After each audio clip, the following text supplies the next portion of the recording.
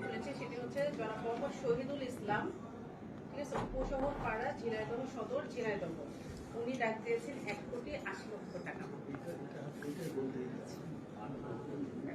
হ্যাঁ, প্রিয় দর্শক, আপনারা দেখতে পারলেন আমাদের যশোরের চৌগাছা পৌর পশু হাটের আজকে ছিল ওপেন টেন্ডার।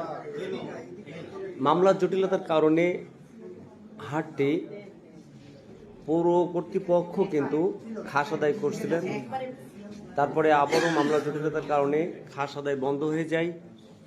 এরপরে পৌর কর্তৃপক্ষ পুনরায় আবার রিটেন্ডার দেন। সেই রিটেন্ডার আজকেই ছিল ওপেন। বিকাল 3টায় আমরা দেখতে পাচ্ছি চৌগাছা পৌরসভা কার্যালয়ে পৌরসভার সম্মানিত প্রশাসক, উপজেলা সহকারী কমিশনার তাসমিন জাহানের উপস্থিতিতে টেন্ডার কার্যক্রম সমাপ্ত হয়। দ্বিতীয়বার রিটেন্ডারে আমরা দেখতে পেরেছি 3 জন ব্যক্তি এখানে অংশগ্রহণ করেছে। টেন্ডার বাক্স খোলার পরে একে একে 3টি খাম কিন্তু সহকারী কমিশনার, চৌগাছা পৌরসভার সম্মানিত প্রশাসকের টেবিলে রাখা হয়। তারপরে খাম খোলার পরে দেখা যায় কে কত টাকা হাট ডাক দিয়েছে।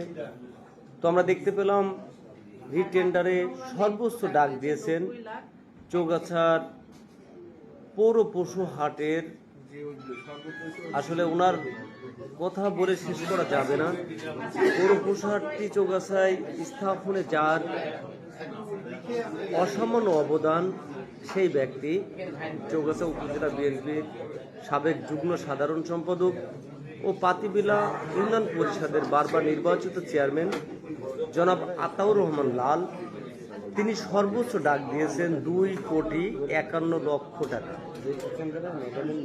এরপরে দ্বিতীয় অবস্থানে আছে ঝিনাইদহ জেলার বাসিন্দা শহীদুল ইসলাম। উনি ডাক দিয়েছেন 1,80,00,000 টাকা। এবং তৃতীয় অবস্থানে আছে চৌগাছা বাজারের আরেকজন ব্যবসায়ী আতিকুর রহমান লেন্টু। তিনি ডাক দিয়েছেন মাত্র 90,01,000 টাকা। তো 3 জনের ডাকের ভিতরে সর্বোচ্চ ডাকদাতা অর্থাৎ উপজেলা বিএনপির অন্যতম নেতা, চৌগাছা পৌর পশু হাটটি স্থাপনে যার অসামান্য অবদান ছিল এর আগে, সেই ব্যক্তি কিন্তু হাটটা পেয়েছেন। আতাউর রহমান লাল 2,51,00,000 টাকা ডাক দিয়ে উনি হাট পেয়েছেন। হাট আসলে চৌগাছা পৌর পশু হাটটি নিয়ে নানাবিধ সমস্যার সৃষ্টি হয়েছিল, যার কারণে